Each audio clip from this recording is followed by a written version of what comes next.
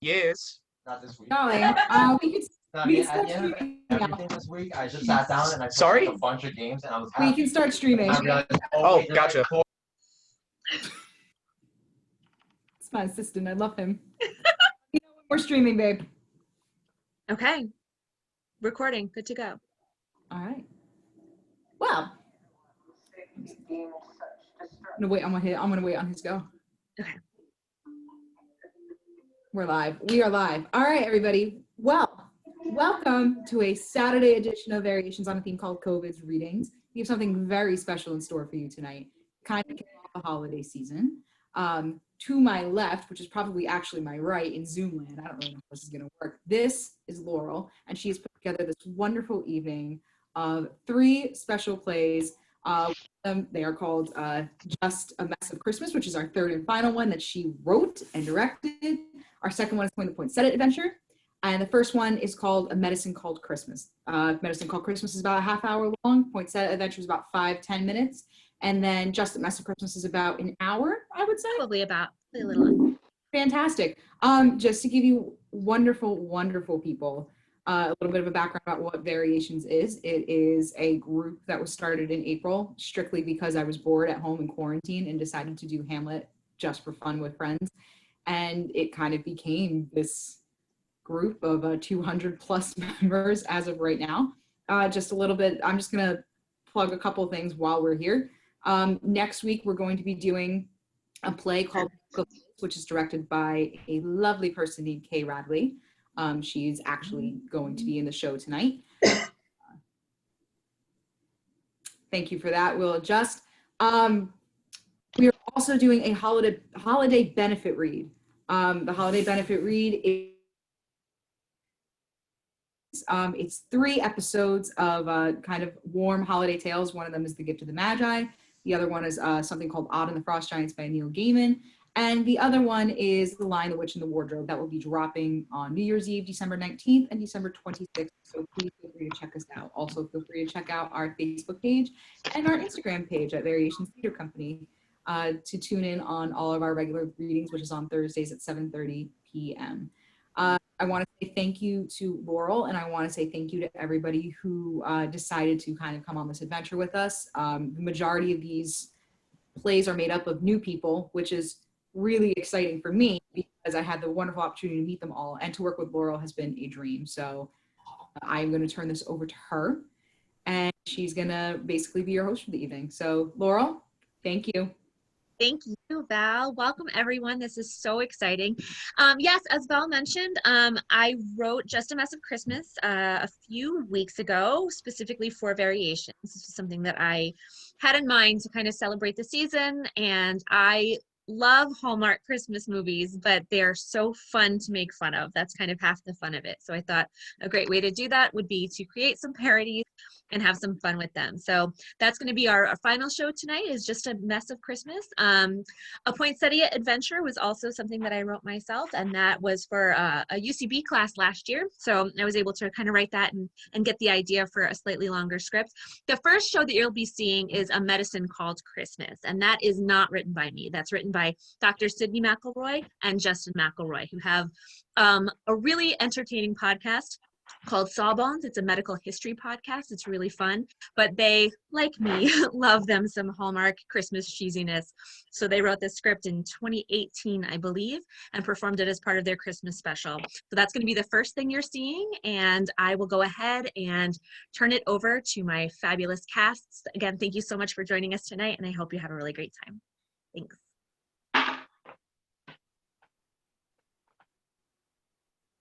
Interior. A medical office of one of the most prestigious doctor's offices in all of New York, Daniel Big City Partners in Health. We find young, business-minded doctor Tabitha Big City as she and her father Daniel discuss a new assignment for Tabitha. I'm sorry, Tabitha. There's just no way around it. This is the way it has to be. Explain to me one more time why I'm spending Christmas in the middle of nowhere instead of how I spend every Christmas. Reading medical journals and watching C-SPAN on mute while I eat leftover Chinese food.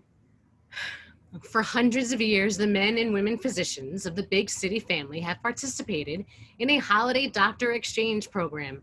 which, as I have told you multiple times, is A real thing that exists and people do. Right. No, I heard that part. you're going to take your big city attitude and fancy medical degree to a place where you can learn about the true meaning of Christmas and help a few people along the way.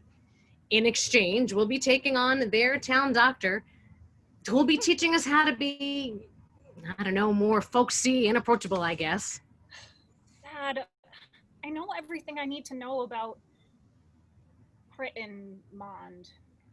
Christmas, Tabitha. It's called Christmas. Right, Christmas, whatever, fine. What's the name of this quaint village you're banishing me to again? Well, the locals call it Poinsettia Point. Is that really what it's called? Or is that like... No, it's really called that. Have a good trip. Cut to the beautiful, picturesque town of Poinsettia Point. It looks like if a Thomas Kincaid drew the North Pole while high on ecstasy. Holy crap, is it ever beautiful. Snow is everywhere, and the houses look like they're made out of candy, and there are like 3 trains for days. And we see exteriors of local businesses like the Wiseau family wreath shop, garlands and more garlands, and even Charlie and Pat's soda fountain. Did I just say soda fountain? I did. How quaint is that? Pretty quaint. Anyway, Tabitha Big City has just arrived in town and she's struggling to get her huge fancy suitcase up the stairs. It's probably full of issues of the New Yorker and fair trade coffee. You know how those big city types are. Anyway, she's having a hard time getting it up the stairs until Phil Pibbles, proprietor of the Pibbles Bed and Breakfast, rushes to her aid. Oh, hey, let me help you with that. It's okay. I've got it. Tabitha drops her suitcase down the stairs. I don't got it. Please, madam, allow me. Here at the Chateau Pibbles, we pride ourselves on offering only the highest level of service. Well, I appreciate it. I'll be sure to pass on my compliments to the Chateau Pibbles management. Oh, that's not really the name of it. It's really called the Pibbles Bed and Breakfast. Oh, I know. I was just kidding. Oh, okay. Well, let me give you the rundown. Breakfast is served from 7 a.m. to 7:45, but now before that, we have caroling practice, which starts at 5:30 a.m., and then at 6:15 we have Garlandtine Club, and then at Whoa. Let me stop you there, Phil. I'm not much of an early riser. I'm afraid the carolers will have to do without an extra alto. Well, that's not very festive of you, but if you're willing to take your health into your own hands, well, you're a grown woman. Well, funny you should say that. I'm actually a physician. Oh! You are the one filling in for Dr. C. Well, welcome. You've got some mighty big boots to fill. He's really, turned this whole town around. Well, I'll do my best. Say, you sure you don't need some help with that bag? You look like you're really struggling. No, not at all. Just moving a little slower, thanks to the near debilitating arthritis in my hands and my arms and, also my legs. Oh, God. Yeah, those know-it-all eggheads in the big city call it super arthritis. Ow. But back when I was still listening to what they had to say. Well, please stop by the clinic tomorrow. I'm sure there's something we can do to help. Oh, that won't be necessary. Dr. Big City. Tabitha Big City. Yep, that sounds about right. Christmas is just around the corner, so I don't think the arthritis is going to be an issue for me for much longer. I don't see what that has to do with anything. Listen, why don't you go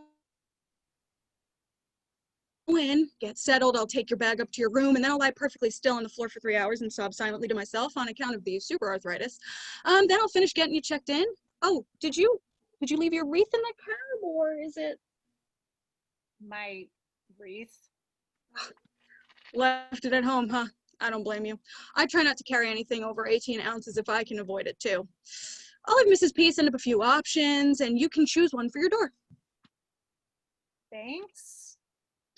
Cut to the next morning at the Poinsettia Point Family Clinic. A man, incredibly handsome, rings a bell outside the building. Money! Money for charity! Please give money to charity for Christmas!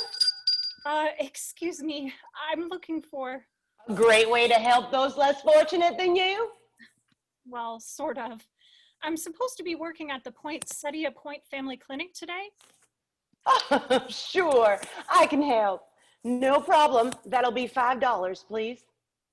What? $5? God, what kind of scam are you running here? Chris shakes his bucket. The Christmas kind? For poor people? Oh, right. Okay, I'm so sorry. Well, I only have a 20. There is a 2-minute long pause.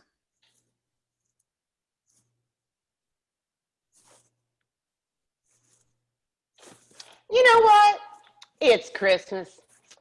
I'll spot you one. It's right behind you. Oh, I get it. Joke's on the new guy. Here, let me just unlock the door and help you get settled. You work here? Oh, yeah. I'm the office manager. Collecting money for the needy is just a side hustle.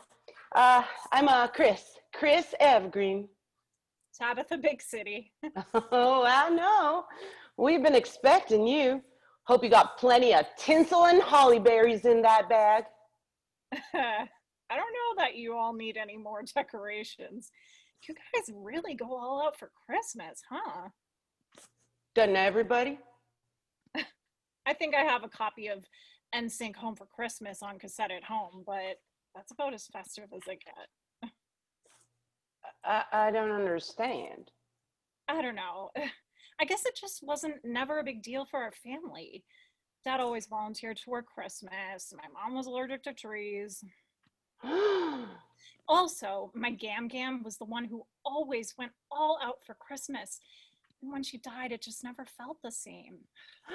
Oh, okay. So, And with, my mom left my dad for a mall Santa on on Christmas? Arbor Day. Look, I get it. Your stocking's a little empty, but I think once you see the power Christmas has in this town, all your days are going to be merry and bright. Listen, people are filling up your waiting room, so you better get in there. You aren't staying? Nah, I got a shift at the Christmas tree farm. Good luck in there. Dr. Big City enters the clinic to find a full waiting room. She is eager to get started. The nurse puts her first patient in a room, and Dr. Big City nervously knocks and walks in. Hello, I'm Dr. Big City. I'll be taking over things here at the clinic for a bit. What brings you in today, Miss Crimble? Oh, please, dear. Call me Holly. We're all like family here at Poinsettia Point. No need for formality. Well, that's very nice of you, ma'am. Thanks. Now, what seems to be the trouble? Well, it's just a small thing, really. I feel even silly for coming in for it, but you know, you don't want to let these things get on too long without getting them checked. Just in case, you know. Anyway, I need to know how many candy canes you use for a sore throat. I'm sorry. What are the candy canes for now? Oh, for my throat. I've hung about a dozen or so around the house since it started, but I forget exactly how many it usually takes. So, wait, are you gonna eat the candy canes for your throat? Like, to soothe it since it's sore? Oh, no, of course not. You don't eat your Christmas decorations, dear. I've hung some on the tree, and I have a cute little garland with some across the door frame. And I've attached several more to a larger decorative candy cane that hangs over the fireplace. But my throat is still scratchy, so I must need to put up a few more. I don't want to overdo it, you know. So, what, 8 or 9 more? Why don't we start with a quick exam first? I'll just take a look and maybe feel for enlarged lymph nodes in your neck and... Oh, no, dear. I don't have time for all of that. I just need a reminder about the candy canes. I'm sure it'll be fine. You know what? I'll just go buy another box of them and just start hanging them till I feel better. If candy canes help soothe your throat, I don't see any harm.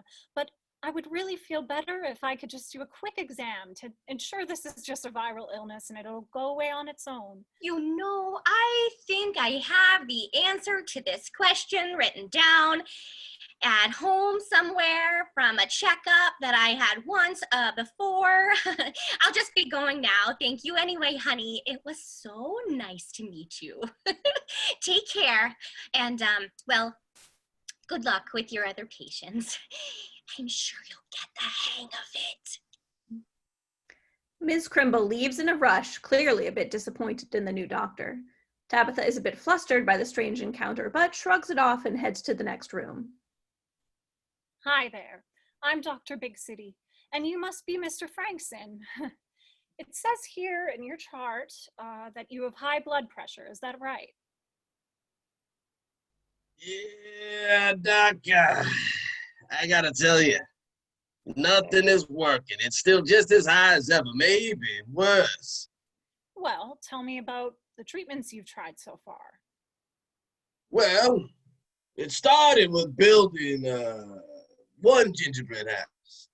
When that didn't work, I built a second gingerbread house. By the time I came back to my follow-up, I had built a whole gingerbread neighborhood with little cars and mailboxes and fences made out of licorice, and even with all that, my blood pressure was worse as ever. Oh, so was this like for stress? Maybe you had discussed lifestyle changes and stress management, and this was stress related? Oh, it was definitely stressful. I've never felt worse. All I do is build things out of gingerbread now. I have a whole gingerbread city. Oh, there are bridges and parks and skyscrapers. It's taken over my whole house. My wife is furious. I have no time for sleep or exercise. I mean, mainly I eat gingerbread pieces for all my meals. I've gained 40 pounds. I've run up a huge credit card bill buying baking supplies and candy for decorating. No matter how much I build, my pressure just keeps getting worse and worse. What do I do? Okay, let's just start with adjusting your doses. What medication are you taking? Well, I told you about the gingerbread, right? Yes. But what pills are you taking for your blood pressure? Pills? Yes, pills, medicine, pills that are medicine to make your blood pressure go down. What would they look like? Well, they all look different, but generally small, round or oblong, can be any color really. Oh, gumdrops! No?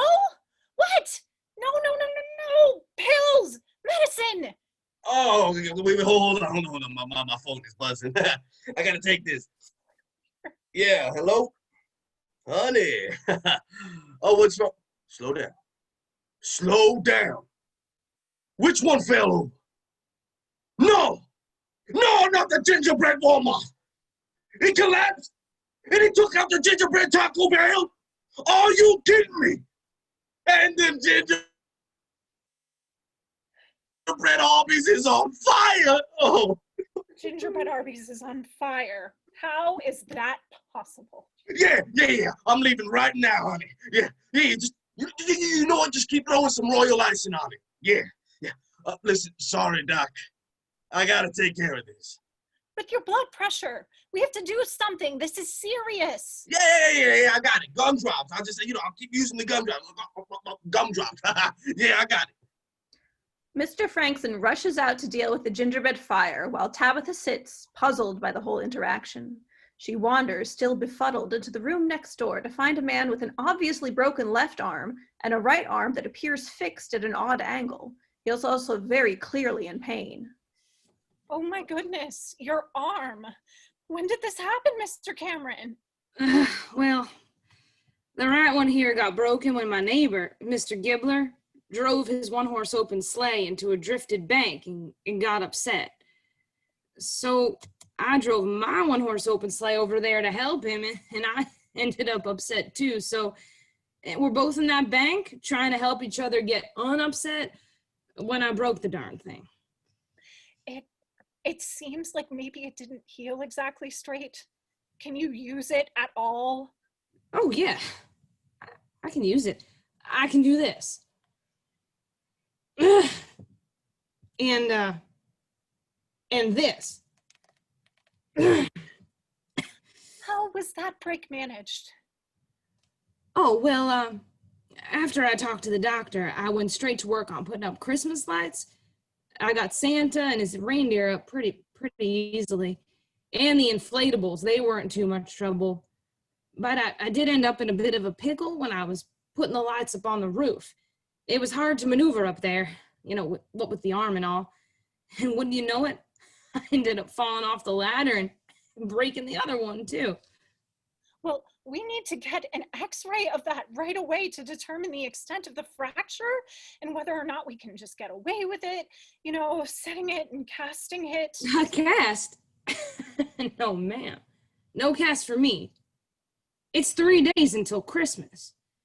I still have the bushes to cover and the LED projectors for the front of the house, not to mention all the extra lights I'm going to need to put up to cure this arm. Well, we have to set it, or else it'll heal crooked, like the other one. That one is a much bigger problem. We're gonna need a specialist to see you. I don't know, we need to figure this out, and we need to re-break it maybe and set it properly. Well, break my right arm again? Are you kidding me? I have a broken arm and you want to go and break the other one that just healed? What kind of quack doctor are you? Where's my doctor anyway? Chris Hey! having heard the commotion from the exam room, knocks on the door and then enters the scene. Cam, no need to get all worked up. I'm sure this is just a misunderstanding. Our new doc here has a good heart. She's just learning the ropes in our little town is all. Chris, thank goodness you're here. I was beginning to feel like I was in some fancy schmancy hospital in the big city. She was talking about casts and breaking my arm, and here it is, 3 days until Christmas, and I still have to get up the all-penguin nativity set in my yard. That's right, you do. And I wager that's just what Dr. C would prescribe for that arm anyway. You are so right, Chris. I'm going to get on that right now. Thanks, Doc. Sorry I got all worked up there. This thing just hurts like the dickens, Oh, well, Merry Christmas. But wait! No! Your arm! Your other arm! We have to do something about your broken arms! Hey, Doc. I don't want to interrupt your work, but what would you say to a walk and a nice cup of cocoa, huh? But the patients in the waiting room. Oh, they'll be fine. I have them all out there working on paper garlands and letters to Santa as we speak. Besides, I think I need to fill you in a bit on our little town here. I am kind of in the weeds. Come on, it'll clear your head. Extra marshmallows on me. Our next scene opens softly focused on a picturesque small town street. Piles of snow. Absolute mounds of the stuff line the sidewalks. The lampposts are strewn with garlands and twinkling lights, and the shop windows are filled with candles and trees and wreaths and toy trains. Lots of toy trains. Chris and Tabitha are strolling along, listening to the Christmas carols. They're clutching mugs of hot chocolate in their fuzzy mittened hands, and flakes of snow drift around them, but they don't actually land on anything because they're just CGI. So, Chris, honestly, what's the deal with this place? I had some of the strangest appointments in the office this morning. Oh, I'm sure our little town isn't much like the big city you're used to. Well, yes, but that isn't exactly what I mean. It was much more difficult than that. Well, this cocoa here might not be Starbucks, But my daddy opened Greg's Cookie and Cocoa Emporium over 30 years ago, and I've been using the same family recipe ever since.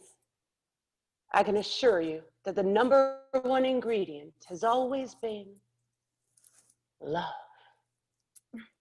Again, that isn't really what I'm talking about, but I will grant you that Greg makes a great cup of cocoa. Who's Greg? Your dad from Greg's Cookie and Cocoa Emporium. His name's not Greg. Well, then who's Greg? I don't know. Who's Target? See, I really don't want to be offensive, but this place is just off. Everybody seems obsessed with the holidays, and I don't mean in a festive way. I mean in a way that seems to be dangerous to their health. It's almost like they think that doing Christmassy stuff will somehow treat their illnesses. I know that must sound really bizarre. No, not at all.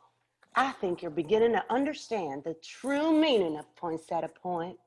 See, a lot of towns celebrate the holidays with decorations and cookies and caroling and all that, but they don't embrace the true spirit of Christmas, and that's a shame. Oh no, wait. Is this like some war on Christmas thing? No. I just mean that Christmas is medicine. So like being cheery and having a positive attitude is good for you. That kind of thing. No, not at all. See, Christmas is literally medicine. See, okay, the way Dr. Say explained it to me, disease is just the result of weakness in your brain receptors, right?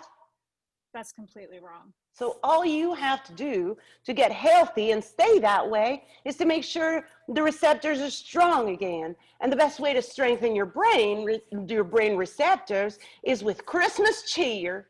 So holiday activities like decorating the tree and singing carols can actually cure you, as long as you do them enough. That may be the dumbest fake medicine thing I've ever heard. You can't possibly believe that. And here I thought you big city folk were supposed to be open-minded. I am, but I mean, I am to actual medical advancements, but this is completely ridiculous. You know what? If you think you know so much better, why don't you come to the tree lighting ceremony tonight? In the town square, everybody will be there, and you can see just how well we've been doing following Dr. C's advice. You know what? I will come. If for no other reason, then there may be some very ill people in this town who are in need of actual medical assistance. That's the Christmas spirit. It's a date, Thane. No, it's not a date. It is in no way a date. Please understand that this is not a date. Okay, then. I'll see you later at our not a date where we definitely won't fall in love forever and ever. Bye. Before Tabitha can protest any further, Chris downs the last of his cocoa and sprints off to his next job, his small stand at the year-round Christmas bazaar where he makes and sells hand-blown glass ornaments for orphans. Tabitha makes her way back to the room at the bed and breakfast, still in a bit of a daze. She needs to talk to someone who will make some sense. Tabitha decides to FaceTime with her sisters. Beth, Mandy, oh, it's so good to see you both. I'm losing it here, sisters. You have no idea what this place is like. Let me guess. Lovely, quaint, snow-dusted, and cozy. The people all have warm smiles and big hearts. It sounds awful. No, the people are weird. I mean, it looks nice, but everyone thinks that Christmas is medicine, and they do holiday stuff to treat themselves. Oh, Tabitha, you're just not used to doing the Christmas thing. You know, our family has always utterly rejected the entire holiday and refused to acknowledge its existence, even in the most minor way. This is just new to you. But it's more than just our family's complete distaste for all things Christmas. It's like I was telling Chris today. Wait. Who's Chris? He sounds cute. He's the officer manager at the clinic. And, well, he actually has a startling a number of other jobs too. But anyway, he was kind of showing me the ropes. He is so adorable. I haven't told you what he looks like. How long have you been dating Chris? Well, I'm obviously not dating him. I just got here yesterday. You literally saw me 2 days ago. Tabitha, you always are so afraid to commit when it comes to love. Yeah, you'll keep an amazing guy like Chris at arm's length no matter how perfect he is for you in every single way. Just because you're scared of getting hurt again. It's time for you to open your heart to someone new, and it's time for you to find love for Christmas. What? What could you possibly be talking about? I'm married. I have been for 6 years. Listen, Tabitha. You need to let the magic of that picture-perfect small town where everybody is beautiful fill your heart with Christmas cheer. Then you need to move there and stay there forever. What? Stay here? Beth, what are you talking? Exactly. Just stay right there. Married to Chris and happy forever. Okay, I'm getting really worried about you both. What are you talking about? Are you drunk? Is this a joke?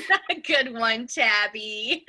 By the way, the corporate hospital office called and they offered you that big doctor management job that you always wanted. Really? Are you serious? That's amazing. I'll call them back right away to accept. Oh, no. Don't worry. We already told them that you couldn't take it because you were never coming back to the city and are going to stay in that little town with a big heart forever and ever and ever and ever. No. Your new husband, Chris Evergreen. What? No. What are you thinking? What is wrong with you both? And how did you know his full name? Okay. Goodbye. We love you, sis. Merry Christmas. Say hi to Chris for us. Suddenly, there's a knock at the door. Tabitha opens it to find Chris standing there, smiling, ready to escort her to the tree lighting ceremony. Look, Chris, I need to get home. I can't do this right now. Things are very confusing. I'm sorry to interrupt, but it's kind of an emergency. We really need our doctor in the town square right away. Oh, okay. Well, I'll grab my bag and we'll head there now. It's the evening of the tree lighting ceremony, and the spectacle is almost too much to take in. On the Hallmark budget, that means that there are about 8 people who will appear on screen at the same time. Beautiful children have well-meaning snowball fights as they duck and weave between tents filled with very sick-looking citizens of Poinsettia Point. Chris is covering Tabitha's eyes as he leads her into the middle of the ceremony. He removes his hands triumphantly. Ta-da! Is this the emergency? Well, I just didn't want you to miss it. Oh God, what am I wearing? Aren't they great? They're therapeutic. You should feel your circulation improving already. Chris, do we match? Okay, now this is getting spooky. Are you feeling this vibe or what? I'm gonna be sick. Well, then lucky for you, you find yourself at the healthiest night of the year, the Poinsettia Point Christmas tree lighting ceremony. So, let me give you the grand tour. Our first stop is the cookie decorating booth, which is probably the tastiest way I can think of to treat your asthma. Every day, the patients pick up their piping bags and they don't put them down until they find themselves breathing just a little bit easier. And how long does that normally take? I'm sure it'll happen soon. Oh, this is fun over here. It's the Elf on the Shelf shack. You search all through the shack until you find that rascally little scamp, and then And then, Well, and then you eat it to cure your gout. Oh, okay. So over here, this is a little more somber. It's a tent for our most serious cases. Basically, you just stand in the dark while a little girl reads that line from It's a Wonderful Life about angels getting their wings over and over again. It's intense. I wouldn't get too close. Actually, let's step away and move over to the carolers. On the 8th day of Christmas, my true love gave to me 8 maids a milking. On the 8th day of Christmas, my true love gave to me 8 maids a milking. why are they just singing the 8th day of Christmas over and over again? On the 8th day of Christmas, my true love gave to me 8 maids a milking. Our studies have shown it's the most therapeutic. See, we're science-based too, honey. Hey, let's keep those maids a milking, folks. Oh, we will. And don't worry, your secret's safe with me, Prince Remington. And I shall be forever in your debt, Mr. Golfbug. Oh, yes, I'm also secretly a prince. It's a really long story, isn't it? So, when do they light the tree? Oh, every 7 minutes. It's so inspirational and beautiful. It's not really medically sound to do it just once a year. So every 7 minutes, one of us flips the switch and we all gasp and tear up a little bit and spontaneously sing Silent Night. I have to go. Wait, not yet. It's your turn to light it. Well, I am really... Speech! Tabitha reluctantly takes the stage. Hi. Okay, so I just wanted to say that I never really believed in the whole Christmas thing until I came to your town. Woo! That's my girlfriend. No, Chris. Never. Where was I? Okay, right. So, anyway, none of this is anything at all. In fact, it's the dumbest thing I've ever seen in my whole life. You are all going to be dead by your mid-40s, and everyone is going to tell ghost stories about the weird Christmas city where everyone was an idiot, and then they died, and now it's haunted. I'm going home. Best of luck turning into ghosts.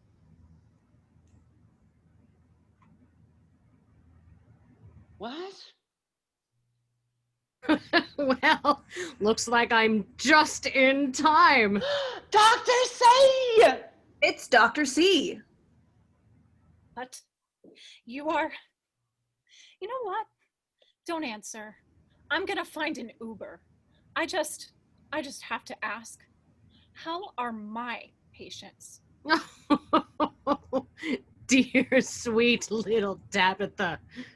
They are extremely bad. Merry Critmondon to all and to all. A good night. The end.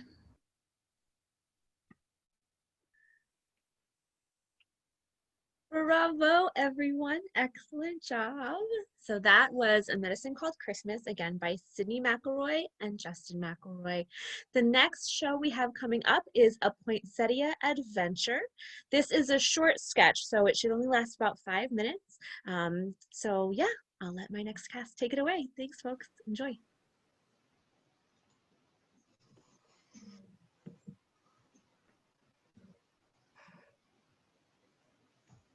The narrator is muted.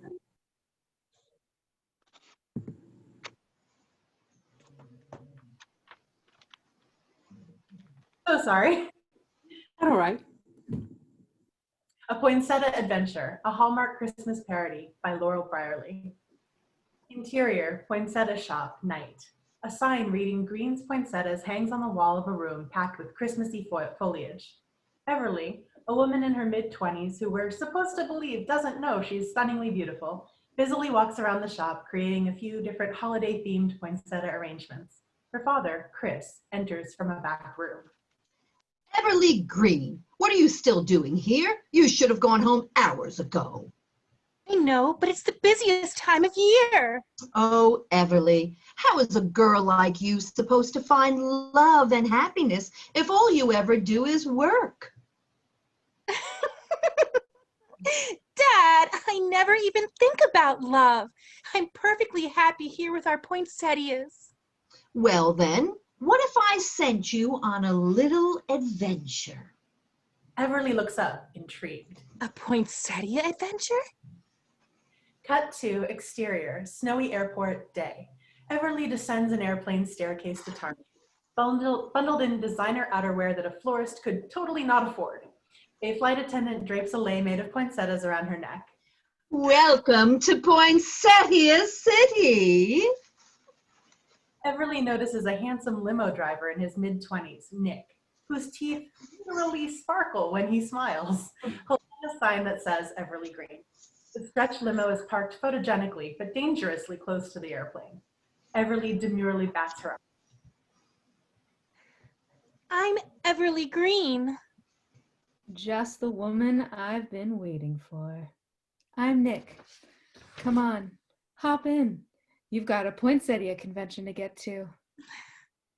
Cut to interior limo day, as Everly takes off her designer scarf and hat to reveal impeccable hair. Nick smiles into the rearview window. So, are you excited for the convention? I am, but I'm a little nervous. There's a big poinsettia corporation trying to buy up all the poinsettia business back home. And I'm hoping I can convince the poinsettia investors to go with our small family business instead of big poinsettia. Wow. It sounds like you're quite the business-minded little lady. I respect that. I bet most men don't. They don't. Everly and Nick lock eyes in the rearview mirror. Both smile. Car horns blare outside as Nick runs a red light. We see an off-camera crash outside that casually brings Nick's attention back to the road. Oh, here we are, Poinsettia Pavilion.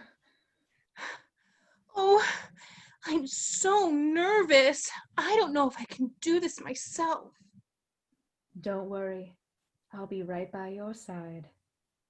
Oh, Nick, I knew I could always count on you. Cut to interior, convention center day. Everly and Nick enter the convention center with their arms around each other. They find the inexplicably already set up and beautifully decorated booth for Green's poinsettias. Noelle, a stunningly gorgeous woman who is clearly in her mid-30s, approaches. Mom! There you are. I'd like you to meet my girlfriend, Everly. Everly Green, of course I've heard so much about you. The buzz is your family's business has come a long way with you at the helm. I just hope it's enough to impress the investors. Oh, I think the investors know a good thing when they see one. Noelle exits. An entourage of aggressive business people approaches, led by Cole, the head of the big poinsettia corporation that threatens to ruin Green's poinsettias. Well, what do we have here? Easy, Cole. Everly, don't let this bully intimidate you. You've got a lot of nerve bringing your little shop into the big leagues. I respect that. I bet most men don't. They don't. Cole smiles at Everly, who looks gorgeously distressed at being torn between the interests of the two men. You know, Everly, it's not too late. You could sell me your family's business and come work for me. My corporation would take care of your family and your little business. But my independence. I would never undervalue your independence. Everly, indecisive, looks back and forth between the two men, who both continue to oscillate between smiling perfectly and smoldering. Noel steps up to a podium nearby. Good evening, everyone. I'm Queen Noel of Christmasevia. Your mother is a queen? Are you a prince? How could you never tell me that? Nick shrugs in an adorable and apologetic way. I don't like to make a big deal out of it. Everly nods in total sympathetic understanding. And as the biggest global investor in poinsettias, it is my pleasure to announce that our money will be going to... Your mother's the investor? She doesn't like to make a big deal out of it. Green's poinsettias! Triumphant music swells as the crowd cheers. Nick picks Everly up and swings her around. They kiss romantically as the crowd pushes past Cole to hug Everly. Everly notices Cole and steps away from the crowd towards him. I'm sorry, Cole. It never would have worked between us. As Everly turns back to her adoring fans, she sees Nick on one knee, holding a boxed engagement ring with everyone else in the convention center gathered behind him.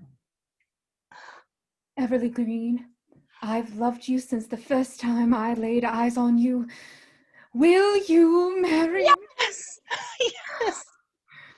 Triumphant music swells again as the crowd cheers. Nick picks Everly up and swings her around. Somehow, Everly's dad Chris is now there too, arm in arm with Noel. Everly and Nick kiss as it begins to snow indoors. This has been the best poinsettia adventure ever! The end. Hooray! Thank you, everyone. Excellent job. Again, so funny. All right, folks. And the last one up for us this evening is Just a Mess of Christmas. And I'm actually going to be sharing the computer for this one. So I'll try to be nice and quiet. But this one, again, should probably last about an hour. Again, thank you so much for joining us. Bravo to all of the casts who've gone so far. And I'm sure it will continue to be wonderful. So thank you so much. And without any further ado, Just a Mess of Christmas. Just a Mess of Christmas by Laurel Brierly. Interior, Stephanie's living room, night. A single woman's comfortable living room. Soft, warm light fills the space from a table lamp by the door. There are lots of pillows, pictures of family on the walls, and maybe some flowers or a fish tank. A couch faces a television with a coffee table in between, holding a bottle of red wine in a wine glass. A door on the far wall leads to a snowy evening, and through the window next to it, we can dimly see Christmas lights on a house across the street, and maybe some snow falling, hinting at a wintry holiday scene outside. Stephanie enters the room through the door, home from work. She's a woman in her 30s, wearing a very tastefully assembled vintage ensemble. She plops her purse on the couch, takes off her coat, and hangs it on a coat rack. She probably found it at a local antique store. She probably had to ask them to deliver the coat rack in the store's truck because it wouldn't fit in her car. She probably half hoped that the truck would be driven by a strapping single delivery man and a meet-cute would ensue. But instead it was driven by Bill, the owner's creepy son, and Stephanie was more than happy to wave goodbye to him after the drop-off. Still, coat racks are quaint as hell. As she's getting settled, her phone rings. Stephanie crosses to the couch, digs the phone out of her purse, which also looks charmingly vintage, and answers the FaceTime from her big sister, Taylor. Hey. Hey, where have you been? Mom said she tried to call you 3 times today and it went to voicemail. She made me promise to get you on the phone before we left for Timmy's holiday concert and remind you to wear something quiet. I don't know what that means. Oh my God. The concert. You forgot the concert. I forgot the concert. Okay. Does that mean you're not coming? No, I'll make it. I might just be a little late, but I'll be there. I'm not winning worst song of the year. Timmy's a big boy. He understands you're busy. I'm really not. I mean, I was all week, but The store's decorated. The orders are ready to ship tomorrow. Catching up after Black Friday was a nightmare, but I think I made it. Auntie Steph will be there. Oh, good. You're the only one who calls you Auntie Steph, but he'll be happy to see his Aunt Stephanie. Tell Mom I'm fine, and I'll mute my outfit. I'm going to sit down for 2 seconds and change, and then I'll meet you at the school. Okay, don't put on your TV, though. It'll suck you in. I know you haven't stopped watching Hallmark Christmas movies since midnight on Halloween. Hey, I haven't stopped watching Hallmark Christmas movies since Hallmark became a channel and not just a place where you buy ornaments. Stephanie, you know, I think those movies aren't good for you. Okay, where? A concert? I'm not trying to rush. They create a false ideal of romantic love. Love isn't like in those movies. It's messier, and it doesn't just fall into your lap. It doesn't?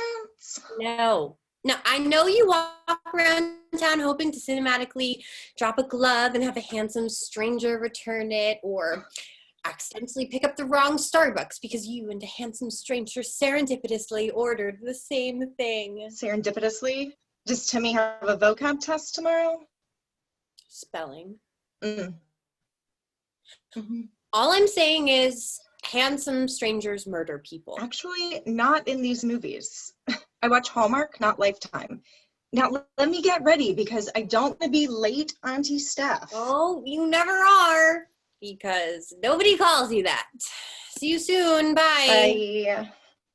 They hang up. Stephanie sits down and stares at the blank television screen. Handsome strangers murder people. Like she knows what handsome strangers do. She married a guy that looks like a Fraggle. Turns on the TV. Next on Hallmark Movies and Mysteries, our holiday marathon continues. At 6, join us for Questionably Christmas, as Kim wakes up one morning in an alternate reality with a mysterious ring on her finger and everything she ever wanted. But is it too good to be true?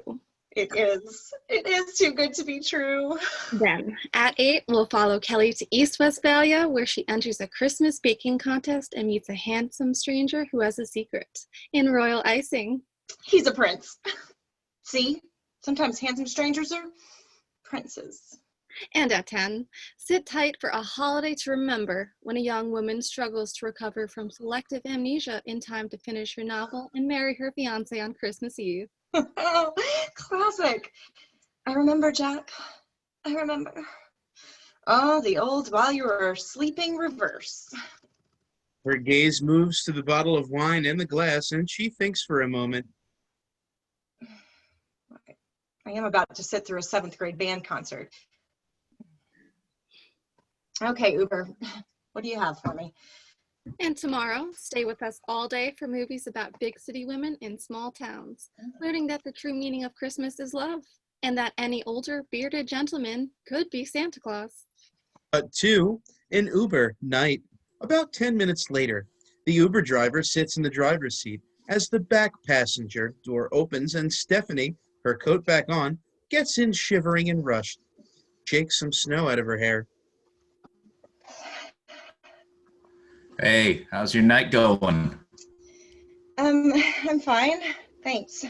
Great. Heading to the middle school, yeah? Yes, please, thank you. The Uber driver pulls away from the curb and they're on their way. You heading to a PTA meeting or something? Stephanie takes her phone out of her vintage purse. She did not anticipate having to make small talk when she pounded 2 glasses of Shiraz. It wasn't a great idea to begin with, but here she was. No, there's a concert. Oh, yeah. Exciting. You have kids? Oh, no, my nephew. Oh, great. Huh. Oh, there's some hot cider and a thermos back there and some cups, if you'd like some. Stephanie pauses because, what? What? Yeah, I made it myself. You know, the holidays and all, I want to make sure my passengers get to their destinations full of the holiday spirit. The holiday spirit? Is that a pun? Is there booze in this? No, drinking alcohol in cars is illegal. Okay, cool. I think I'm good. Thanks, though. Oh, come on. I can pour it for you if you want to hand it to me. Stephanie is a little creeped out by this dude. No, I'm still good. And I think you're driving, so that's fine. Oh, yeah, of course. Right. Safety first.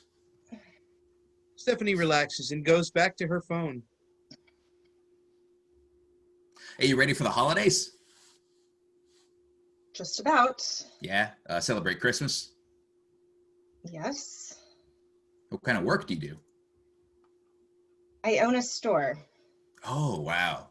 A businesswoman. Well, you must be ambitious, huh? I bet other men find that intimidating. Stephanie, annoyed, looks up at his reflection in the rearview mirror. He's smiling back at her. She considers telling him to go to hell. No man says, wow, you must be blank, because they aren't intimidated and trying to get you to say, haha, not really, I'm just a girl. She also considers her precarious situation of being alone in a car with an asshole. I'm married. Oh, I see.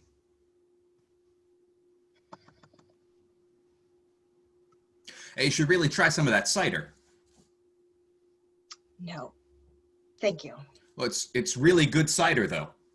Back to creep, Stephanie looks up and puts her phone away. You know what? I'm good right here. If you can pull over, I'll still pay for the ride, but I remembered that my sister is picking me up. The Uber driver does not pull over and starts to reach behind the passenger seat to try and get the thermos from the floor by Stephanie's feet. He becomes increasingly distracted as he reaches around. Okay, I don't want your homebrew cider. Pull over. The Uber driver doesn't respond, and as Stephanie protests, he pushes himself off his seat to look behind the passenger seat for the thermos. As he does, he jerks the steering wheel. We hear tires screech and Stephanie scream. Blackout. Cut to Stephanie's bedroom day. It's presumably the next morning. Stephanie's bedroom looks a lot like her living room. Comfortable looking furniture, lots of pillows, pictures on the walls. The door to her walk-in closet is open, and we can see some beautiful clothes through the door. Sunlight streams in through the window. Stephanie wakes up in pajamas with very messy hair and is instantly confused. What the fuck? She puts a hand to her head and starts to swing her legs out of bed as the door flies open with a slam, making Stephanie jump and scream. Good morning! What the fuck? Stephanie's mom, Hillary, and her sister Taylor stand in the doorway holding a tray with French toast, eggs, bacon, orange juice, coffee, and a single flower in a tiny vase. They are incredibly energetic and grinning in a highbrow Stepford sort of way. What are you doing here? Oh, sweetheart, I'm sorry. Did we startle you? Yes, of course you did. Well, since when can't we surprise you with a celebratory breakfast? Since when? You've never done this before. How did you even get in? I know I locked the door. Is that bacon? Yep. Stephanie stares back at these weird freaks in her loved ones' bodies. Hi. What's happening? We wanted to come over with breakfast to congratulate you. Okay. For what? Guess it was a wine night. Steph, darling, you got engaged last night, remember? No. Are you for real? You don't remember? Who gets engaged when they're blackout drunk? I would argue many do, but I did not. I'm not engaged. Who would I even be engaged to? What the hell is going on? Stephanie, sweetheart, are you up? Who the fuck is that? Stephanie jumps out of bed, terrified, and bounds to the bedroom door to shut it. She begins to drag her dresser closer to barricade the door. Taylor and Hillary watch. Stephanie freak out without moving. Creepy grins unfazed, but concerned with her reaction, so their eyebrows get higher. What's wrong with you? Help me! What's wrong with us? What's wrong with you? What are you talking about? There's a man in my house. Get out of my house and go call the cops. Honey, it's just Chris. Babe? Stephanie screams. Chris becomes afraid she's in distress and tries to open the door that Stephanie has barricaded. Hey, Steph, are you okay? Hey, is someone in there? Stephanie, still freaked despite her family's lack of concern, runs into the closet and slams the door.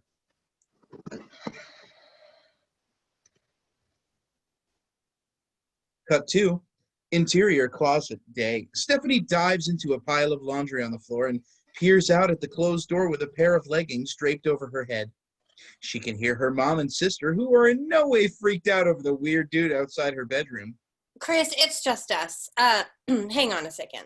Stephanie listens as she hears furniture being moved and her bedroom door open. The voices are muffled but get closer, and then the doorknob starts to turn. I know. No. I'm sure she'll be fine. She's probably a little hungover. Maybe still drunk. Hell, maybe she's high. No biggie. Wait here. We'll talk to her. Grab the juice. Stephanie. Hillary and Taylor come into the closet, shutting the door behind them, and they carefully sit down on the floor. How you doing? Stephanie doesn't answer. She blinks repeatedly at her mother. Okay, let's recap. You got home from work yesterday, yeah? You talked to Tay about coming to Timmy's concert, yeah? And when you and Chris got to the concert, you told us he proposed and you said yes and you showed everybody your ring.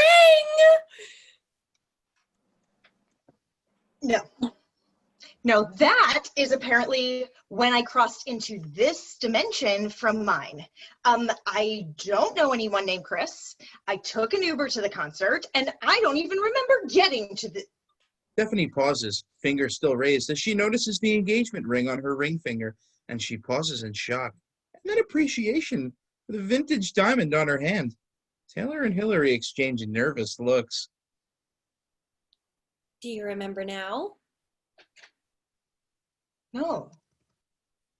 Honey, did you take something? You know, I'm not judging, but Chris is scared, and I would love to tell him this whole Mom, thing wear I didn't off. take anything. Did I? No. Well, it's been a rough morning, so do you maybe want to?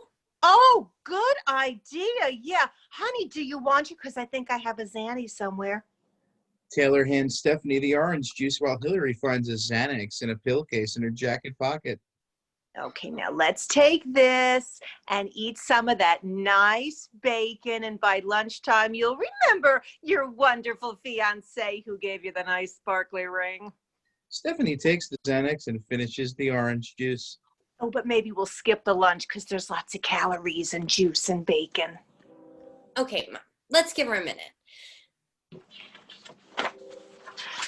Hillary and Taylor leave the closet, and Stephanie sinks into the pile of laundry, takes a deep breath, and closes her eyes.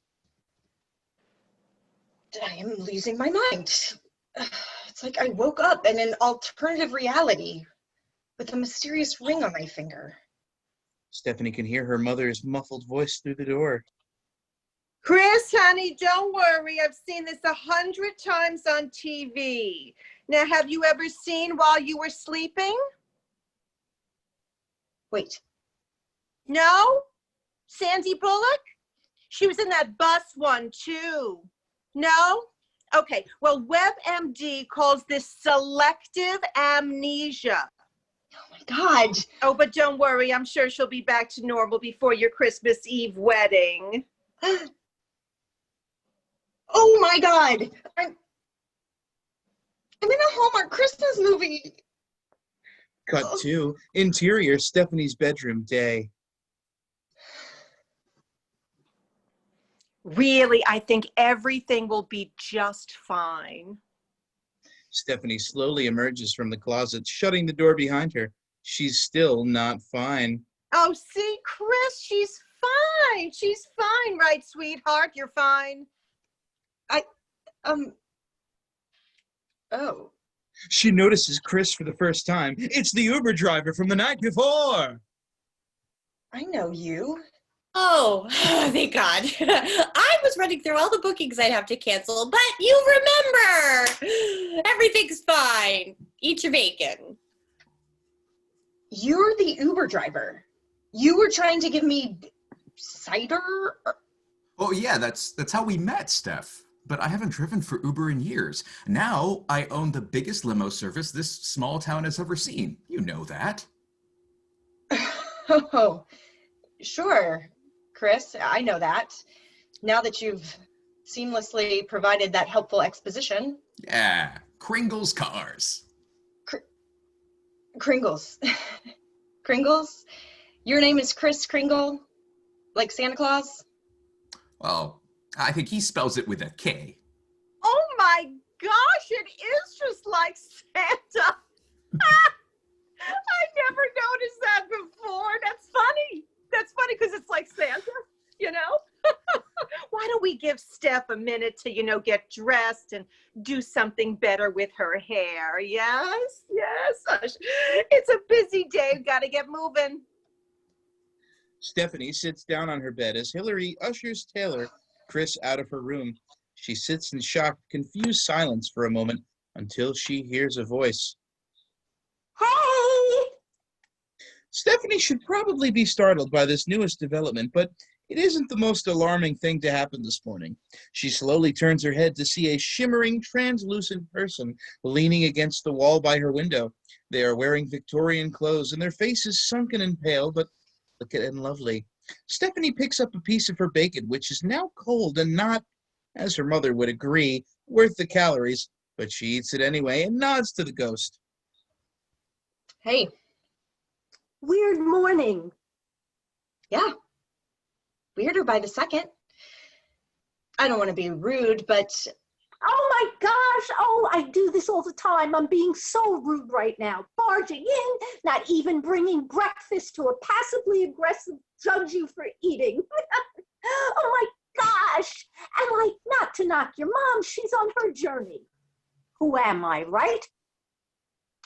That's what you were going to ask. I'm so bad at introductions. I'm the ghost. Of course you are. The ghost. You're the ghost.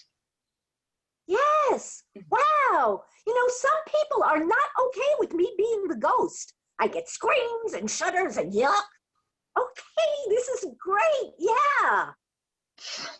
I mean, we've come this far, right? You're the ghost. Do you have a name? See?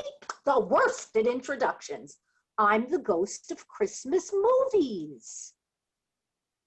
Yeah, we're going to have so much fun. The ghost takes out an iPad and pulls up a list. Okay, so you're engaged, but you don't remember your fiance. We can go ahead and check off amnesia. Woke up with a mysterious ring and everything you wanted, but it's too good to be true. Check. And I'm here. So a check for Christmas ghost. You're doing great. Now let's see. What's the list? Oh, it's the tropes we have to get through so you're not stuck here. Yeah, I think I have more questions. Oh, okay. Well, this place is like a holiday movie limbo. All the stories from Hallmark movies exist here, all at once. See, when they try to churn out 15 new holiday movies a year, all that manic wine-fueled energy creates, well, this place. Stephanie thinks for a minute and realizes they're either telling the truth or her mother gave her more than Xanax, but either way, it seems to be what will be happening today. Nod slowly. Okay. I gotta say, you are a breath of fresh air. This is gonna be a breeze. What do you get for helping me? Do you get your wings or something? No, that's good. That's a good Christmas movie. So there's none of that here. I'm salaried. Oh, good for you. Thank you, I know, for the insurance alone. Okay, so next on the list is you're losing your business and you have to enter a contest to save it. You own a store, right? Well, I own a vintage styling company that specializes in reclaimed jewelry. Amazing, but you operate out of a store. A store, great. Well, let's go. Cut to Stephanie's store day. The ghost and Stephanie suddenly find themselves in her store with clothes, jewelry, and antique furniture tastefully arranged. Whoa, did you do that? Well, I can jump cut. It's the same as teleporting. Okay, now, why are you losing your store? I'm not. The ghost frowns and points to the window where going out of business sale sign faces the street. No. And Stephanie runs to the windows and pulls the signs down. That's not right. I'm not going out of business. I spent all day yesterday packing up boxes to ship all over the country. I had more orders come in this year than in the last 3 years combined. Well, maybe real you did, but Christmas movie you needs a solution. Here, look through this mail and see how much money we need, or find an ad for something vintage, some contest or something. They begin to look through papers on the counter, but before they get too far, Stephanie's phone rings. She answers the FaceTime. Taylor, I'm pretty busy. Can Hey, I call I'm glad I caught you. Are you feeling any better? I guess. I mean, losing my store and my mind. Wait, listen, I know this was weird this morning, but I need you to do something for me. Timmy's friend from school, Nicholas, is part of an exchange program from West South Valia, and he needs a place to stay for a few nights before he flies home for the holidays. Apparently, the family he was staying with went crazy. The dad was sleeping with the nanny, and then the nanny wanted to become his wife, but, not have him divorce her. So she started wearing the mom's clothes and perfume and telling the kids to call her mommy. And oh my God. Oh, sounds like another Lifetime movie vortex opened up. Anyway, they're all dead now. So what do you think? Okay, I'm gonna breeze past a lot of that and say that I can't host anyone right now, Taylor. Well, it wouldn't just be hosting him. Timmy says he'd need help with his homework too. I couldn't even do my own homework. Oh, wait, homework. Does somebody need a governess? Taylor, hang on. What? That's one of the tropes, being a governess in a foreign country. But it probably still counts if the kid is from a foreign country. Oh, and if he stays with you, you're also basically adopting the kid. Oh my gosh, adoption is a bonus. The ghost takes out the iPad and furiously scrolls. Okay, Taylor, what do I have to do? Almost nothing. Just let him sleep on your couch, give him some food, and help him with his homework. While Taylor was speaking, Stephanie finds a bill and, rolling her eyes, shows it to the ghost, who grimaces. Does it pay anything? That's the weird part. The exchange agency's email said they'll pay, quote, enough to save your business. How bizarre is that? Okay, I'll take him. The ghost does a little dance to celebrate. Cut to cafe. Suddenly, the ghost and Stephanie are at a cute table in a nearby cafe. Okay, yeah, these jump cuts are jarring.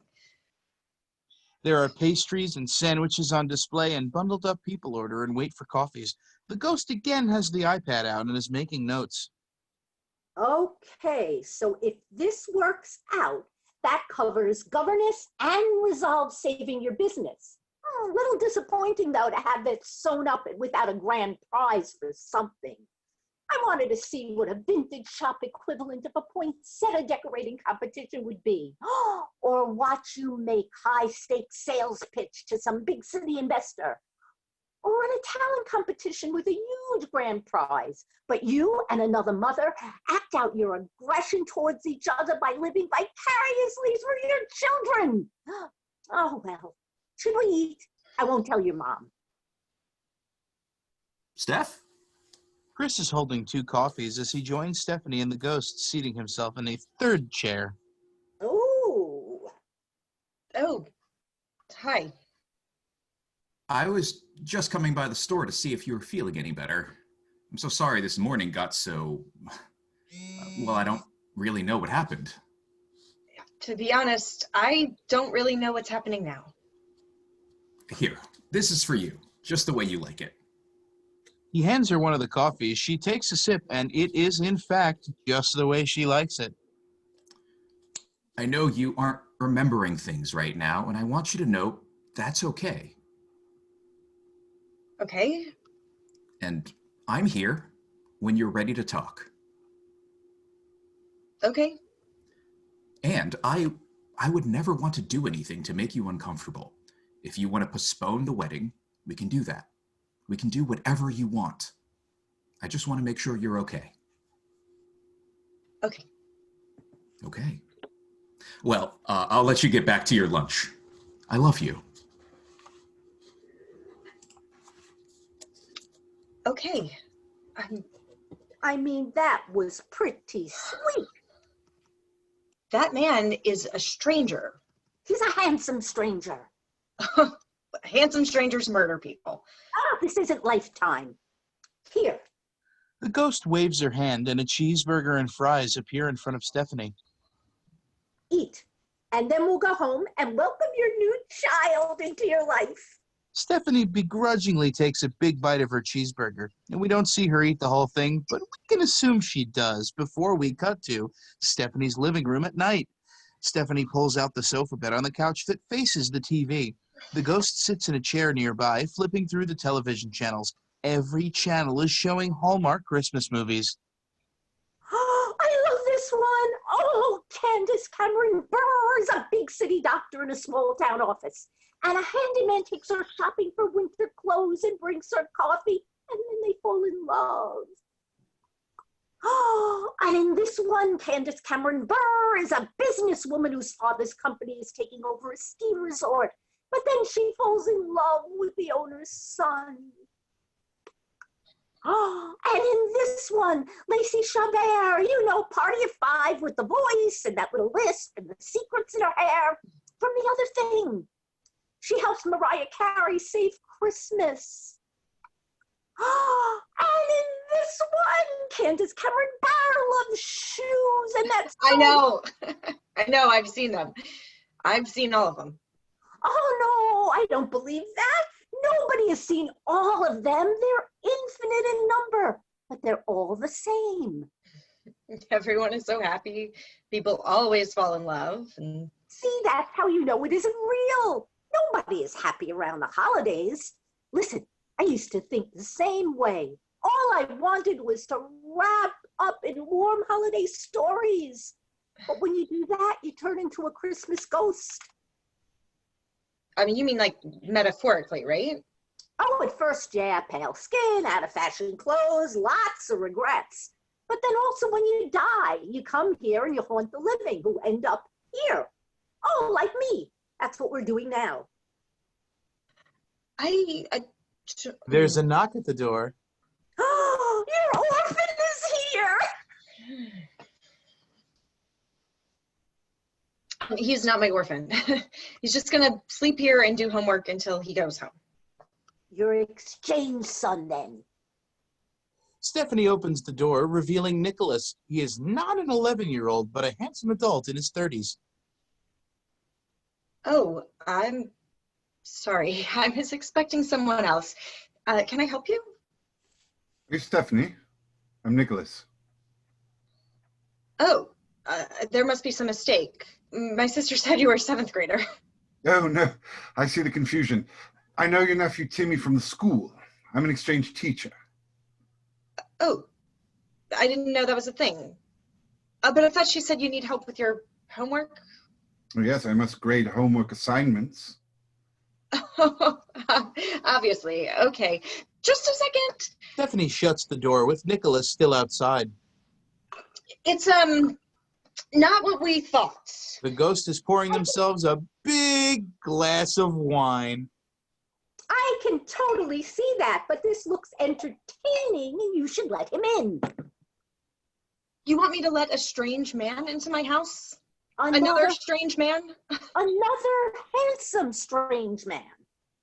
Handsome strange men murder people. Well, that's a chance you'll have to take. If you want to get through this list, you're still an adopted governess and you're still going to save your business through hospitality. Let him in, Pour some wine and let's hear all about the north of Downian countryside. I think he said it was West, South, Vale. It doesn't matter. It's not a real place. The ghost snaps their fingers, and all three, the ghost, Stephanie, and Nicholas, are laughing around Stephanie's kitchen table with lit candles, wine, and charcuterie. Stephanie comes to mid-laugh and looks at the ghost, who nods at her encouragingly. Nicholas, finishing laughing, takes a sip of his wine. So, Nicholas, tell us more about West Southalia. Oh, please, Stephanie, call me Nick. Northeast Westia is stunning. I miss it terribly, but my family thought it would be important for me to travel and learn how regular people live. Regular people? Your family isn't regular? Of course we are. We're completely regular. People always say that about us. Oh, that family? They're the most regular ones of all. Nicholas pours himself and drinks another glass of wine a little too quickly. So, Nick, do you have a girlfriend? Shh, stop that. It must be hard to leave your girlfriend in South Genovia and come all the way here alone. No, I regret to say I don't currently have anyone I'd call a girlfriend. Nicholas looks down and then shyly looks to Stephanie. The pause goes on just too long to not be awkward. Well, I'm sure you'll find someone. If you want to. I mean, you don't need anyone. Nobody really needs anyone. But if that's something you want in your life, you make it a priority and you open, your aura up to the universe or something, and then, The ghost nods to Nicholas in agreement, but reaches over to slide Stephanie's wine glass away from her. You are so profoundly right. I had never noticed how profound and right you are before. Huh. Well, that makes sense because we met very recently. Well, I'd like to think I've gotten to know you pretty well over the last several days. I would call us friends, even. Stephanie furrows her brow. How much time did we jump cut through after he got here? 10 days. What?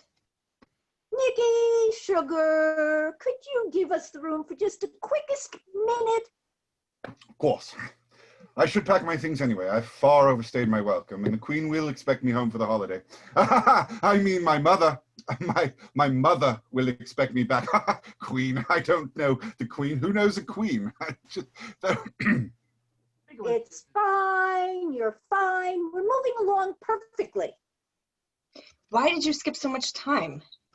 We didn't really skip it. Things happened. You just didn't experience it. What happened?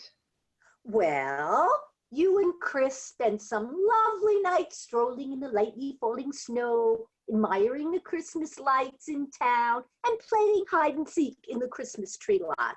You're in love with him. And the exchange agency paid you enough to save your business. Oh, good.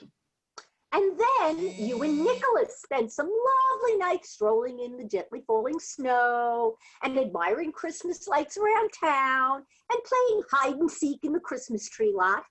You're in love with him too. I promise I'm not. This is why we jump cut, Stephanie. Let the story write itself. The more you fight it, the longer you're stuck here. Oh my God. Okay. So what do I do? Well, tomorrow is Christmas Eve, so you get married to Chris. I would prefer not to. Look, I'm sorry, Bartleby, but that's the way the Christmas cookie is crawling. Shall I jump cut us till tomorrow? No, I need my beauty sleep. Go sleep. I'll clean up around here. Okay. Stephanie stands to leave. This is by far the weirdest thing she's ever experienced. She knows it can't really be happening, but it feels real and weirder. Once the ghost told her things she'd missed in the jump cut, she started to remember them as though she had actually experienced them. It's like this world is insisting it's real, even though she knows it can't be. Stephanie goes upstairs to the bed and is just settling in for much-needed rest when the ghost, elsewhere in the house, snaps their fingers. Cut to the church foyer. Stephanie is exhausted to find herself in a wedding gown, holding a bouquet, ready to walk down the aisle at her wedding. The ghost is dressed garishly as a bridesmaid. Taylor, who is also a garish bridesmaid, and Hillary, who has dressed to pull focus, are whispering to each other with a half-full champagne flutes a few feet away. Come on, bro. I'm sorry I was getting so bored. Plus, we're almost done and then you can go. Look. The iPad comes out again. Amnesia, mystery ring, Christmas ghost, saving your business, governess and orphan adoption. We're keeping him. Love triangle, you're welcome. And now we really just need happily ever after. I can't believe I have to do this. There's no other way. Maybe you can make up points with more bonuses, but you really need a big one. Taylor and Hillary approach. They are drunk. Sweet! I am so proud of you. Oh, for what? Getting married. You've come so far. Oh, okay. Not like proud of my entrepreneurial spirit or my master's degree. Okay. You know, you've been feeling off the last couple of weeks, but we're going to be great today, right? Eyes on the prize. What is the prize? Marriage! Marriage is the prize! Oh, that's fucked up. Okay, listen, I don't know if I can do this. Get her a Valium and a glass of champagne. Stat. Taylor begins to rifle through her bag for a pill bottle, finds a Valium, and pushes it and a champagne flute at Stephanie. Just then, the wedding march begins. Hillary grabs Taylor's bag and throws it and shoves Taylor through the doors into the church and down the aisle, still holding the Valium and champagne. Taylor swallows the Valium and takes the flute with her, all smiles down the aisle. Hillary turns to Stephanie. You're going to be right behind me, okay? Everything's fine. Hillary follows Taylor through the doors and down the aisle, also still holding her glass. Stephanie turns to the ghost. I promise it'll be okay. Trust me. The ghost opens the doors, revealing a packed church, and begins to walk down the aisle. Stephanie takes a deep breath and follows. Transition to church day. As Stephanie slowly walks down the aisle, she tries to take in everything she's seeing around her. Guests smile and wave to her knowingly, but she realizes that while she's seen some of them around town the last few days, she had never seen them before that. Are they real people in her life, or are they part of this Hallmark Christmas dream? Is everything beginning to just blend together? Does she really love Chris? Or Nick? Maybe she does, but that doesn't make any sense. This dream would either have to end soon or she wouldn't be able to tell anymore. She looks ahead to where Chris is standing at the altar with a minister. She passes Hillary, seated in the front row, still holding her champagne, who nods encouragingly, takes her place next to Taylor and the ghost.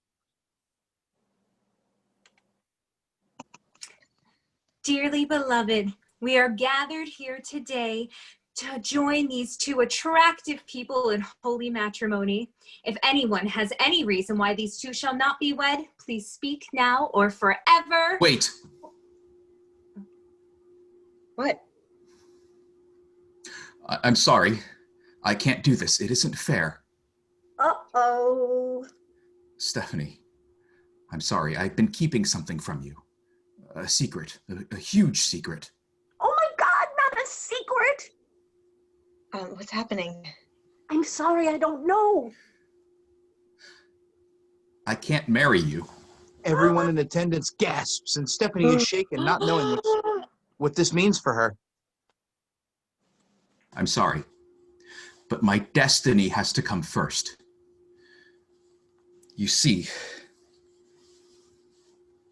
Chris rips open his tuxedo shirt to reveal that underneath, he's wearing a red onesie. I'm Santa Claus. Hillary faints. Taylor rushes to help her, and in the ensuing drama, the doors of the church burst open. In a flurry of snow and magic, a flying sleigh led by 8 magical reindeer lands in the aisles. You've got to be kidding me. Oh, wow! It wouldn't be fair for me to drag you into this life. The North Pole all year long, a high-carb diet, mother to countless elves. Mrs. Claus is their mother? Yes. Right. I'm sorry to do this to you. Ever since we first met in that Uber, I knew you were the woman I wanted to be with for the rest of your life. But I don't want to trick you into living my life. Surprisingly progressive. Okay, so that's it? Maybe I'll return someday with some hot apple cider and a ride for old time's sake. Oh, yeah. The cider. But I'm afraid this is goodbye. Chris crosses to the sleigh and climbs in. Reindeer, ho! Ho, ho, ho! The sleigh lifts off the ground and swoops around the altar and flies back through the doors and into the bright day. Weird. What the hell do I do now? I'll be honest, this is a little unprecedented. The guests murmur uncomfortably, and the ghost takes out the iPad. Oh, well, Santa making an appearance, however handsome and unexpected, definitely racked up some bonus points, but not enough to outweigh getting married. The door of the church flies open again, but now we see Nicholas standing in the doorway, out of breath, luggage in disarray behind him. Tell me I'm not too late. Tell me you didn't marry him. I did not. Oh, thank God. He runs down the aisle towards her, picking up speed, and slides the last several feet on his knees, coming to rest in front of her, still on one knee. Stephanie, I have something to confess to you. Oh, okay, now we're talking. Lay it on her, Nick. I've been misleading you, you see. It's true that I am an exchange teacher from upper northwestern Delvania, and I was sent by my family to travel, but that's because I am to be the next king of my country. Oh, yes, an airport dash and love confession, a church busting, and royalty. Oh, you're so close. The ghost types furiously on their iPad, while Stephanie stands frozen in shock as Nicholas continues. From the moment I met you, I knew that you were someone I needed to spend time with. Somebody I wanted to pay attention to, somebody who needed me, somebody I could take care of, somebody I could save. Gross. Go on. Stephanie, I want you to come back to West Eastphalia with me, and I want you to be my queen. As the guests burst into cheerful applause, Hillary is up again, and she and Taylor have more champagne. Stephanie is overwhelmed and tries to take it in, and the minister shushes the crowd. Well, what do you think? I really don't know what to think. Girl, if you just marry him, you'll have everything checked off. Plus, you got to see flying reindeer. This is your ticket out of town. You're just minutes to buy it. Just have to buy it for a few minutes. It just feels super weird. It feels too real. But it isn't real. Nothing's real here. You know, maybe I can offer some comfort while you make this complicated and highly personal decision in front of everyone. Okay. In the time I've spent with you, Stephanie, I've come to see that you're a woman who is worth making sacrifices for. I understand how these men have strong feelings for you. Okay. In fact, Stephanie, if I'm honest with myself, I can't help but notice how different I have felt since I've laid eyes on you. No.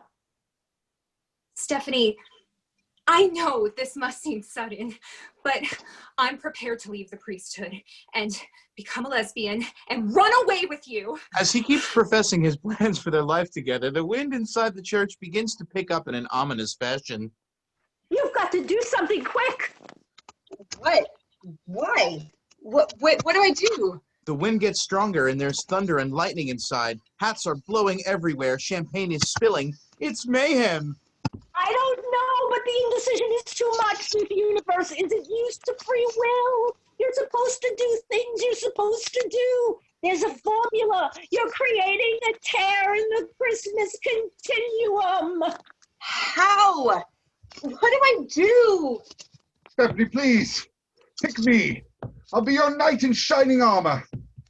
Literally, I'm knighted, and my armor is silver-plated and shined daily by squires. Marry me, Stephanie. Our days together will be heaven on earth. Are you kidding? What? The wind is now almost deafening. Church pews are being torn up. The walls of the church are beginning to buckle, crack, and collapse. Suddenly, the minister glitches and charges at Stephanie. You bitch! You think you can steal my family and get away with it? He slaps Stephanie and starts to pull her hair. This is the last time I hire a babysitter off of Craigslist, and I'm giving you an F in English, you whore! Taylor pulls the minister backwards by her hair and screams and tussles in the aisle. What the fuck? Oh no, it's a lifetime vortex. You have to get the last trope. I can't. I don't know what to do. You can just take a deep breath and say, I do. The wind rages, people lose their footing, and debris flies everywhere. The woman pulls out a knife, and Taylor disarms her. They both know Kung Fu. Stephanie doesn't really know what she can possibly do to make this stop, but she really doesn't think she should have to sacrifice her identity and end up with someone she literally just met to satisfy an imaginary audience. The wind gets so violent that it begins to lift some guests up, and they cling to the pews to keep from flying away. Stephanie squeezes her eyes shut and clings to the altar. I can't do it. I won't. I don't want to be with someone I don't know. This is so stupid. It isn't real. I want to go back to my real life. I don't want something fake. Suddenly, the wind stops. A calm descends on the space as Stephanie opens her eyes. The church is now a fully reassembled as it was before the wind, but everyone except the ghost has disappeared. What happened? What did I do? Yeah, I don't know. How can you not know? Well, we either glitched and have to start over, or... Oh, God, please, no. Yep, you're all set. What? How can that be? I didn't get married. Well, there's a caveat here that I don't usually see. Let me just pull it up. Right, so apparently self-fulfillment and committing to yourself counts as a happy ending. It does? In a Hallmark movie. See, that's what they say, that Hallmark movies are about showcasing all kinds of empowering stories for women, but honestly, I've never seen one. But congratulations, see, I told you it would be a breeze. If I'm done, why am I still here? Because, Stephanie, I have something I need to tell you. Ever since I first saw you, I knew you were the woman I wanted to. Oh my God, look at your face. Ghost falls into a fit of laughter. Stephanie is fucking done. I'm so sorry. I had to. You just have to walk out through the church doors and you'll be back home in your world. Oh my God, really? That's it? Yep, done and dusted. I'm gonna miss you. You were fun. What happens to you? Oh, honey, don't worry about me. I know I said I'm stuck here, and I am, but that's because this is where I want to spend eternity. These movies are horrible nonsense, and I will never get enough of them. Be careful out there, Empty Steph. Stay safe, and don't get lifetimed. The ghost snaps and disappears. Stephanie takes a deep breath and a moment to collect herself before walking back up the aisle, still in her wedding gown.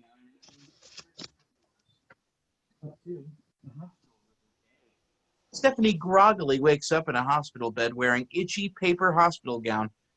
As she blinks her eyes open, they can see Hillary and Taylor nearby, looking exhausted. They both hold coffees as they scroll on their phones. Stephanie takes a breath to speak, but just coughs. Hillary and Taylor realize she's awake, put their phones away, and come closer. Hey there, sweetie. Everything's fine. You're gonna be okay. What happened? You were in a car accident on the way to Timmy's band concert.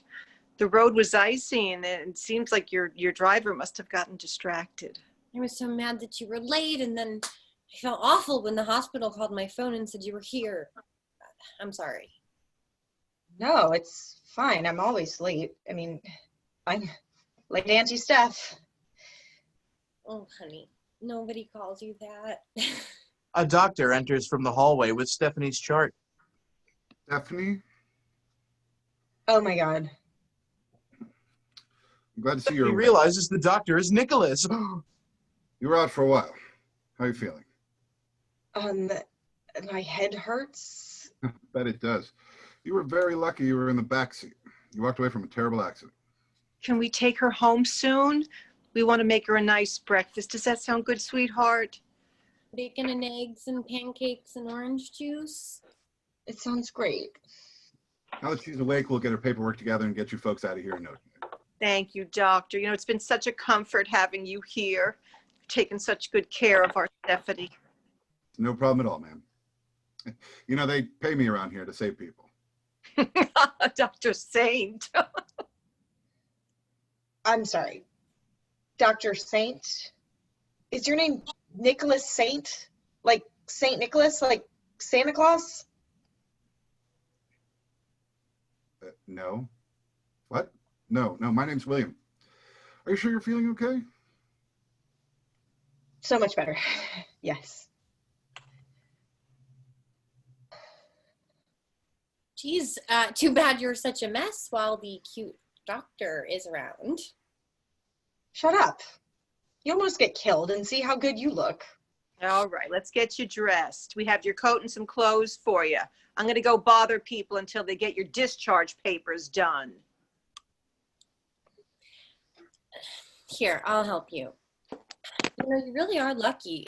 The Uber driver is in bad shape. He's in the next room. I saw them wheeling him all over for tests and stuff. He kind of looked cute, too. Did you see if he was wearing a seatbelt? So insane. A nurse enters to start removing the machines that have been hooked up to Stephanie so she can get ready to leave. I mean, who doesn't wear a seatbelt? Do you remember anything about him? Just that he really wanted me to drink the cider he had in a thermos.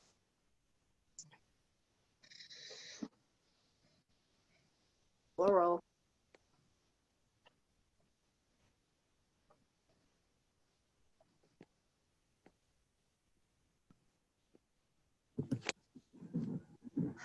Were you talking about the guy in the next room? He's a creep, isn't he?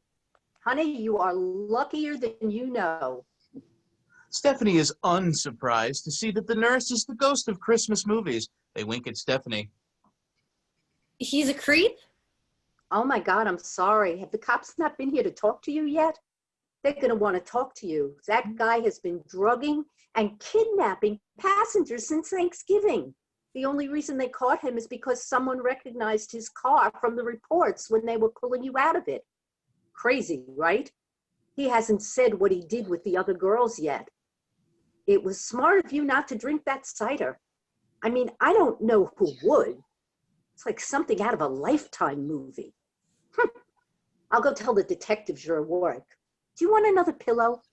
Stephanie shakes her head as the nurse exits. She blinks for a few seconds, shocked, and she and Taylor stare at each other, unable to believe what they had just heard. Cut to hospital hallway during the day. Stephanie and Taylor leave the hospital room and head down the hall to meet Hillary by the nurse's station so they can all go home. Stephanie was just questioned as a witness and potential victim of an attempted kidnapping. She did her best to remember what happened before the crash, but now she just wants to go home and sleep. When they arrive at the elevator, Stephanie puts her coat on, and when the elevator arrives, the three women get on. Just as the elevator doors are about to shut, a hand reaches between them and pushes the door open. Stephanie, still on edge, is a little startled. Hey there. Sorry if I scared you. You dropped your glove. The doctor smiles sparklingly at Stephanie. This is it. The meet cute she's finally been waiting for. She looks into his warm, deep eyes and smiling, reaches out to take the glove, but instead pushes the door closed button. But wait, your glove? I can get your gloves. Totally. Still, the doctor is cute, right? Sure. But, you know. Handsome strangers. Strangers murder people. Mm-hmm. I've always said that. Mm-hmm. I really am glad you're okay, Auntie Steph. Thank you. I am too. But you don't have to do that. Auntie Steph does sound weird. Like an infection of some kind. Yeah, it doesn't roll off the tongue. No. It does not. Blackout. Yay! Amazing job, everybody. Thank you so much. I'm going to stop the recording. Matt Q, we can stop streaming.